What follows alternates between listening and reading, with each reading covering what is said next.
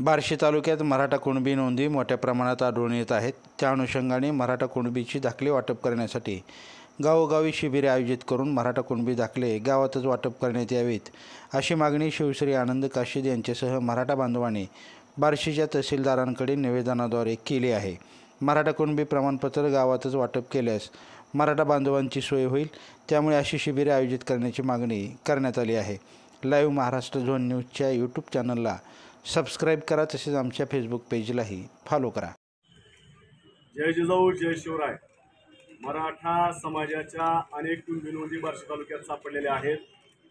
मुळीमध्ये संख्या जास्त आहे। मुळीतलं मराठीत रूपांतर करायचं काम युद्ध पातळीवर बार्शी तहसील कार्यालयामध्ये चालू आहे। ज्या ज्या गावचं मुळीतलं रूपांतर मराठीमध्ये झालेलं आहे त्या गावच्या याद्या आज संध्याकाळपर्यंत ग्रामपंचायतीला लागतील, तशी आम्ही तहसीलदार साहेबांना विनंती केली होती। त्याचबरोबर आम्ही आज बार्शी तहसील कार्यालयाला निवेदन दिलेलं आहे की ज्या ज्या गावामध्ये मुडी नोंदीतलं मराठीमध्ये रूपांतर झालेलं आहे आणि मराठीतल्या याद्या अशा प्रकारचे सर्व कुणबी दाखले त्या गावामध्ये जाऊन शिबिर घेऊन त्या गावामध्ये मिळालं पाहिजे, ही मराठा समाजाची भावना आहे आणि ही मराठा समाजाची मागणी आहे।